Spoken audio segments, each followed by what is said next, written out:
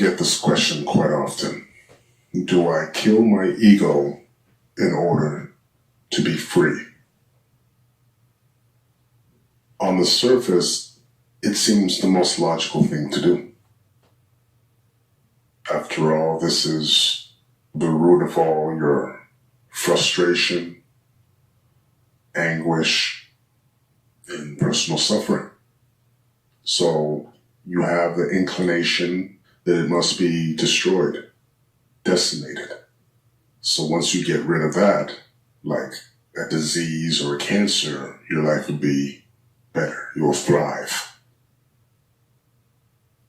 In truth, your ego is what you've created, and it's necessary for your survival and to function in society and the world that you experience, to have a sense of individuality. The ego is not a negative thing. It isn't something that we should scoff at or look down upon. We should never invalidate our ego. It only becomes a vice in our lives when we give it too much power and we no longer are aware that it's being in play. Because recognizing the ego for what it is within ourselves automatically diffuses it. It loses its power and stranglehold over your consciousness. It's no longer getting you caught up in creating a sense of identity or a self through it. It's not masquerading as you. The ego can be a very tricky thing if you don't have a grip or a handle over it. It could be a very useful tool for your social life to organize and get things done, to set certain healthy boundaries for yourself, to improve on different areas of your life, just as long as you don't personalize it and you don't believe these thought patterns to be who you are. Because the ego is a false sense of identity when you identify with the unobserved mind without awareness. And then it becomes out of control. It starts to pervade every aspect of your human life instead of its primary function, to keep you alive and keep this system running in the manner that it does. So the ego is a good thing. It just needs to be harnessed correctly. Electricity is a wonderful thing if you know how to use it. You can use electricity to warm up a home, or you can use it to kill another human being. It all depends on how you utilize it. You cannot kill your ego. It is impossible. And the more you resist it in that sense, is the stronger it becomes. The more you resist, the more it persists. And that part of you that wants to kill your ego is your ego, as a matter of fact.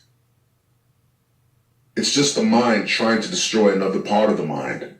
And this is what creates cognitive dissonance, when you have two conflicting points of view, which creates inner tension and conflict.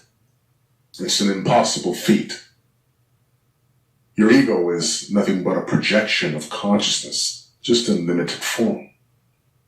So you shouldn't try to destroy that which, to some degree, you are. Every ego, to some extent, is an extension of yourself. It's a tool, and you do not want to, in any kind of way, create the Frankenstein complex, where you've created this only for it to destroy you. And this is the problem that we have. Out of this artificial thought-created construct that we had made to protect ourselves from vulnerability, perceived pain, or threats, we all of a sudden became locked in its fortress and allowed it to start running the show in our lives, being the driver while we are the passenger. Remember, the ego is simply a collection of thought patterns and conditioning to maintain a separate sense of self through a story. You are literally living as a prisoner inside of your story, your painful past and your hopeful future. That prevents you from being all that you are in this moment. Your story is everything that exists outside of this uncomplicated now. We live in a dream home called the mind. And you're not here to improve or fix your I, me story, but to awaken from it. It's important to make a strong commitment to bring the light of consciousness to all the mind movements that bring you out of presence, the now.